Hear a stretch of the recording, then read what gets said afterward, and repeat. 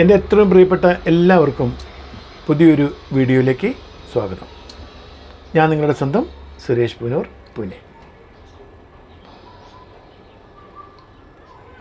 നമ്മൾ ഈ ചാനലിൽ വീഡിയോ അവതരിപ്പിക്കുമ്പം അധിക കാര്യങ്ങളും നമ്മുടെ ജീവിതവുമായിട്ട് ബന്ധപ്പെട്ട നിസ്സാരമായ കാര്യങ്ങളാണെങ്കിലും പക്ഷേ അതുമൂലം ഒരുപാട് ജീവിതത്തിൽ ഇമ്പാക്റ്റ് ഉണ്ടാക്കുന്ന കാര്യങ്ങൾ, അതിനെക്കുറിച്ചാണ് ഇവിടെ ചെയ്യാറുള്ളത്. പലരും പല വിഷയങ്ങളെക്കുറിച്ചും എന്നോട് പറയാറുണ്ട്. അവരുടെ അഭിപ്രായങ്ങളോട് കണക്കിലെടുത്ത ആ വിഷയങ്ങളെ ഞാൻ ഇവിടുത്തെ നമ്മുടെ പ്രഭാഷണങ്ങളിൽ ഉൾപ്പെടുത്താൻ ശ്രമിക്കാറുണ്ട്. ഒരുപക്ഷെ നമ്മുടെ ഈ ഒരു വാക്കുകൾ, ഇവിടെ പറയുന്ന കുറച്ച് വാക്കുകൾ ആരുടെയും ജീവിതത്തിൽ ഉപകാരപ്പെടുകയാണെങ്കിൽ തീർച്ചയായും അത് നമ്മളെ സംബന്ധിച്ചിടത്തോളം വലിയൊരു സന്തോഷമുള്ള കാര്യമാണ്, അല്ലേ? അതുകൊണ്ട് തന്നെയാണ് അത്തരം വിഷയങ്ങളെക്കുറിച്ച് നമ്മളിവിടെ സംസാരിക്കുന്നത്. ഇന്ന് ഞാൻ പറയാൻ പോകുന്നത് മാതാപിതാക്കളും കുട്ടികളും തമ്മിലുള്ള ബന്ധം, അവർ തമ്മിലുള്ള പെരുമാറ്റം, ആ രീതികളെക്കുറിച്ചാണ്. അപ്പോൾ നിങ്ങൾ എങ്ങനെയാണ്, നമ്മളൊക്കെ വളർന്ന സാഹചര്യം ഒന്ന് ഓർത്ത് നോക്കൂ. ചെറുപ്പത്തിൽ അച്ഛനും അമ്മയും, അമ്മ എന്ന് പറഞ്ഞാൽ നമ്മുടെ കണ്ണിൽ സ്നേഹത്തിൻ്റെ പ്രതീകമായിരുന്നു. നമുക്കെന്തും തുറന്നു പറയാൻ പറ്റുന്ന ഒരു സാഹചര്യം സൃഷ്ടിക്കുന്ന നമ്മുടെ ജീവിതത്തിൽ ഏറ്റവും പ്രധാനപ്പെട്ട വ്യക്തിയാണ് അമ്മ. പക്ഷെ അച്ഛനോട് നമുക്ക് പല കാര്യങ്ങളും തുറന്ന് പറയാൻ പറ്റില്ല. പലപ്പോഴും അതൊരു പേടി, നമ്മൾ പൊതുവെ പറയുമ്പോൾ ഭയഭക്തി ബഹുമാനം എന്നാണ് പറയുക. പക്ഷേ ഇത് ഭയം, ഭക്തി, ബഹുമാനം എന്നതിൽ ഈ ഭയം മാത്രമായിട്ട് മാറുന്നു അച്ഛനെന്ന ആ വികാരം.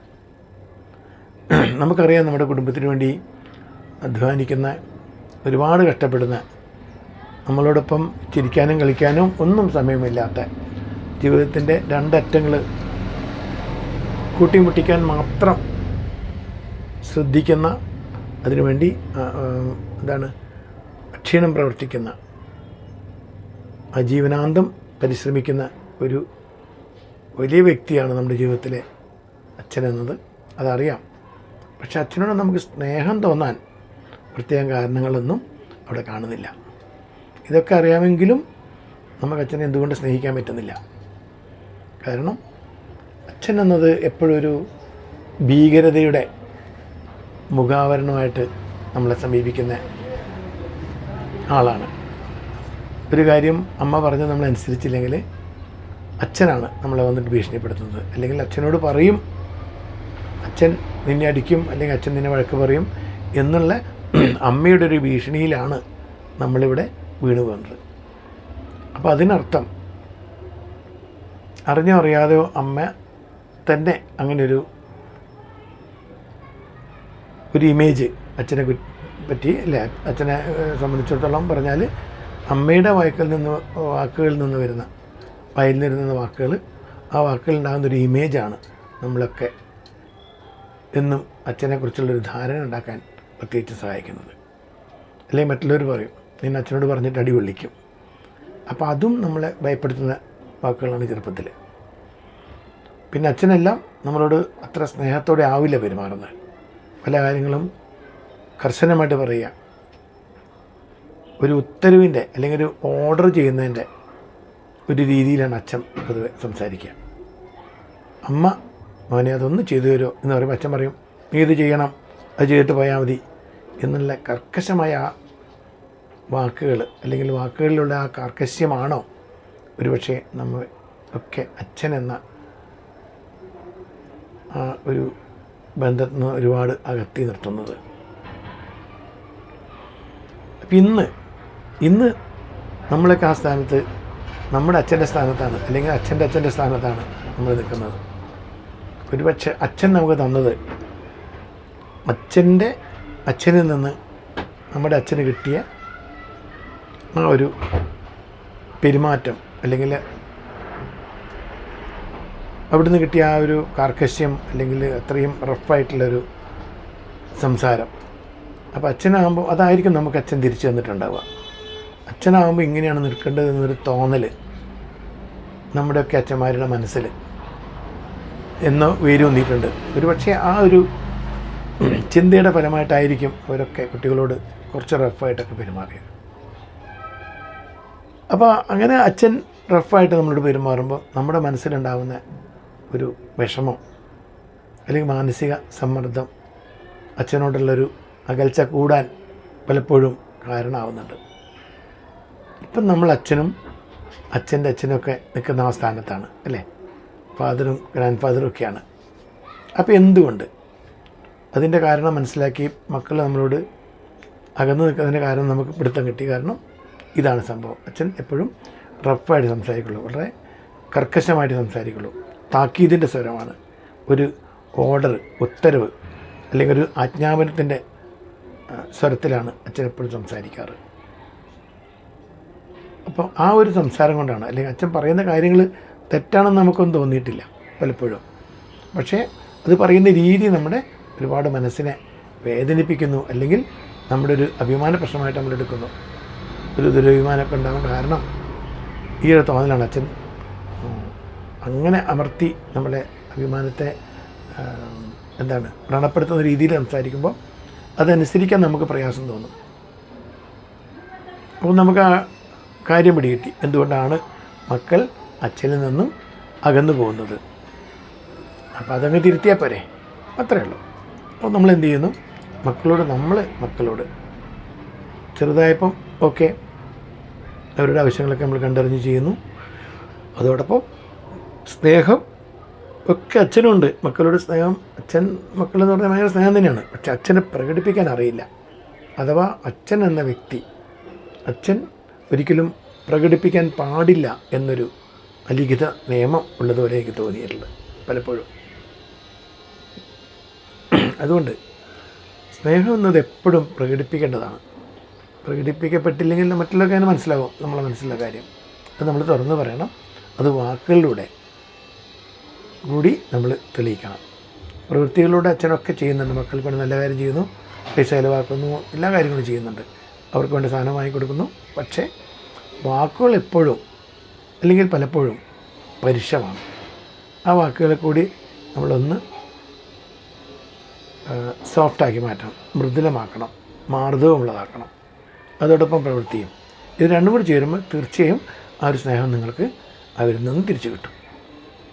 ഇപ്പോൾ ആ വിഷമം അനുഭവിച്ച അതിൻ്റെ കാരണം തിരിച്ചറിഞ്ഞ മക്കളാണ്, മക്കളുടെ സ്ഥാനത്താണ്, അല്ലെ മക്കളുടെ സ്ഥാനത്താണ് നമ്മളിവിടെ നിൽക്കുന്നത്. ഇനി നാമാണ് തിരുത്തേണ്ടത്. നമ്മുടെ പെരുമാറ്റം, നമ്മുടെ വേ ഓഫ് അപ്രോച്ച് അത് നമ്മൾ മാറ്റണം. അവരുമായിട്ട് ഇടപെടുന്ന രീതി, ഇൻ്റർപ്രിട്ടേഷനൊക്കെ നമ്മൾ എങ്ങനെയാണ് വേണ്ടത് നമ്മൾ ചിന്തിക്കണം. അപ്പോൾ അവരുമായിട്ട് നമ്മൾ നല്ലൊരു ബന്ധം ഉണ്ടാക്കാൻ ശ്രമിക്കണം. ഉണ്ടാക്കണമെങ്കിൽ നമ്മുടെ സംസാരം, നമ്മുടെ നാവിനെയൊക്കെ നമ്മൾ നിയന്ത്രിക്കണം. അവിടെ നമ്മൾ അച്ഛനാവരുത്. അച്ഛന് കാര്യങ്ങൾ ചെയ്യുന്നതിന് അച്ഛനും സംസാരിക്കുമ്പോൾ, അവരോട് പെരുമാറുമ്പോൾ ഒരു സുഹൃത്തിനെ പോലെ ഒരു ആത്മബന്ധം ഒക്കെ വെച്ചുകൊണ്ട് നമ്മൾ സംസാരിക്കുകയാണെങ്കിൽ ഇതൊരുപാട് മുന്നോട്ട് പോകും. അവർക്കും മറക്കാൻ പറ്റില്ല. നമ്മൾ പറഞ്ഞാൽ നോ എന്ന് പറയാൻ പറ്റില്ല. അതുപോലെ അവരുടെ പ്രശ്നങ്ങളൊക്കെ നമ്മളോട് തുറന്നു പറയാൻ പറ്റും. അപ്പോൾ അവർ ഒരുപാട് ഇപ്പോഴത്തെ അറിയാലോ, ഈ സൈബർ തുടങ്ങിയ അതുപോലെ പല അവരുടെ ജീവിത ബന്ധങ്ങളിലും ഒരുപാട് ചതിക്കുഴികളിൽ അവരൊക്കെ വീഴാൻ സാധ്യതയുണ്ട്. ഒരുപാട് അനുഭവങ്ങളൊക്കെ ഉള്ള വ്യക്തികളാകുമ്പോൾ തീർച്ചയായും അത്തരം കാര്യങ്ങൾ നമ്മളെ മക്കൾ ഡിസ്കസ് ചെയ്യുകയാണെങ്കിൽ തീർച്ചയായും നമുക്കതിൽ നിന്നൊക്കെ അവരെ രക്ഷിക്കാൻ പറ്റും, അല്ലെങ്കിൽ വീഴാതെ ശ്രദ്ധിക്കാൻ പറ്റും, അല്ലെങ്കിൽ അവരോട് പറഞ്ഞ് മനസ്സിലാക്കാൻ പറ്റും, മക്കളെ ഇത് ഒരു ചതിക്കുഴിയാണ്, ഇതിനെ ഇങ്ങനെയാണ് നേരിടേണ്ടത്, എങ്ങനെ അത് അഭിമുഖീകരിക്കണം. അഥവാ വീണ് കഴിഞ്ഞാൽ തന്നെ നമ്മളവർക്ക് പൂർണ്ണമായിട്ട് സപ്പോർട്ട് കൊടുത്തിട്ട് അവർ താങ്ങി നിൽക്കാൻ കൂടെ നിൽക്കുകയും ഏതെങ്കിലും ആളുകളോട്, അറിവില്ലാത്തവരോട് അല്ലെങ്കിൽ വെറും സുഹൃത്തുക്കൾ മാത്രമായിട്ടുള്ളവർ, അവർക്ക് ആ ഫീൽഡിൽ അറിവുണ്ടാവണമെന്ന് നിർബന്ധമില്ല, അങ്ങനെയുള്ളവരോട് ചോദിച്ച് മനസ്സിലാക്കി വീണ്ടും വീണ്ടും അബദ്ധങ്ങളിൽ ചെന്ന് ചാടുന്നതിന് പകരം തീർച്ചയായും അവരെ നേരെ വഴിക്ക് കൊണ്ടുവരാനും വീണ അബദ്ധത്തിൽ നിന്ന് രക്ഷിക്കാനും ഒരു സപ്പോർട്ടായിട്ട് ഒരു കരുതൽ കൊടുക്കാൻ, ഒരു കെയറിങ് അല്ലേ, അത് അവർ ആഗ്രഹിക്കുന്നുണ്ട് നമ്മളിൽ നിന്നും. അത് കൊടുക്കാൻ നമുക്ക് സാധിക്കണം. അങ്ങനെ സാധിക്കണമെങ്കിൽ നമുക്ക് അവരുടെ കാര്യങ്ങൾ അറിയണം. അവരുടെ കാര്യങ്ങൾ അറിയണമെങ്കിൽ അവർക്ക് നമ്മളോട് അവരുടെ കാര്യങ്ങളൊക്കെ വിഷമങ്ങൾ തുറന്നു പറയാനുള്ളൊരു സാഹചര്യം നമ്മൾ സൃഷ്ടിക്കണം. നമ്മളങ്ങനെ ഒരു സാഹചര്യം സൃഷ്ടിക്കുമ്പോൾ മാത്രമേ അവർക്ക് നമ്മളോടെല്ലാം തുറന്നു പറയാൻ പറ്റൂ. അപ്പോൾ നമുക്കതിനുള്ള പരിഹാരങ്ങൾ അവരോട് നിർദ്ദേശിച്ച് കൊടുക്കാം. അപ്പോൾ അങ്ങനെ അവരെയും അവരുടെ സുഹൃത്തുക്കളൊക്കെ ചതിക്കൊണ്ടുകളിൽ വീഴാതെ രക്ഷിക്കാൻ നമുക്ക് സാധിക്കും. അപ്പോൾ അതുകൊണ്ട് തന്നെ അവരുമായിട്ടുള്ളൊരു നല്ലൊരു ബന്ധം നമ്മൾ സ്ഥാപിക്കണം. അതുകൊണ്ട് ഒരു പ്രായപൂർത്തി ആയിക്കഴിഞ്ഞാൽ പലപ്പോഴും നമ്മുടെ യൂറോപ്യൻ കൺട്രീസിലൊക്കെ ചെയ്യുന്ന പോലെ അവരെ സുഹൃത്തുക്കളായി നമ്മൾ കാണണം. ഒരു സുഹൃത്തിനോട് സംസാരിക്കുന്ന പോലെ ഒരു പക്വതയുള്ള ഒരു മനുഷ്യനോട് സംസാരിക്കുന്ന രീതിയിലാവണം. അല്ലെങ്കിൽ ഇവനെന്തൊരു പൊട്ടൻ, ഇവന് വിവരമൊന്നുമില്ല, ഇവൻ നമ്മളെ മോനല്ലേ എന്ന് ഒരു രീതി എടുക്കാതെ വളരെ ലാഘവമായിട്ട് അവരെ കാണാതെ അവരും ബുദ്ധിയും വിവരവും വിദ്യാഭ്യാസമൊക്കെ ഉള്ള ഒരു പൗരനാണെന്നുണ്ടെങ്കിൽ അവരെ കണ്ടുകൊണ്ട് നമ്മൾ സംസാരിക്കുകയാണെങ്കിൽ കാര്യങ്ങൾ നമുക്ക് കൃത്യമായിട്ട് പറയാൻ പറ്റും, അവർക്ക് നമ്മളോട് പറയാൻ പറ്റും. അപ്പോൾ അതിൻ്റെ സാഹചര്യം എങ്ങനെയാണ്? നമ്മൾ ഈ കേൾക്കുമ്പോഴേക്ക് എടുത്ത് ചാടുന്ന പരിപാടി നടത്തണം. ദേഷ്യപ്പെടാതെ അവർ പറയുന്നത് സശ്രദ്ധം ശ്രവിക്കാനും അതിന് പരിഹാരം കാണാനും ഒക്കെ നമുക്ക് പറ്റണം. അതിന് ഏറ്റവും വേണ്ട കാര്യം എന്ന് പറഞ്ഞാൽ ഒരു നല്ലൊരു ശ്രോതാവാണ്. To become a good listener is not that much easy. അതത്ര പെട്ടെന്ന് സാധിക്കുന്ന കാര്യമല്ല. ഒരുപാട് ക്ഷമ ആവശ്യമാണ്. പ്രത്യേകിച്ചും നമ്മുടെ മക്കൾക്ക് പറ്റിയ അബദ്ധങ്ങളെ കുറിച്ചാണ് അവർ പറയുന്നതെങ്കിൽ തീർച്ചയായും നമ്മൾ പ്രതികരിച്ചു തരും. അപ്പോൾ പ്രതികരിച്ചിട്ട് കാര്യമില്ല. കാരണം ഇത് നമ്മളെ മകനായാലും മറ്റുള്ളവരുടെ മകനായാലും അവരൊക്കെ ഒരു ഇരയാണിപ്പോൾ, അല്ലേ? അപ്പോൾ അവരെ നമ്മളെങ്ങനെ അതിൽ നിന്ന് രക്ഷപ്പെടുത്തണം?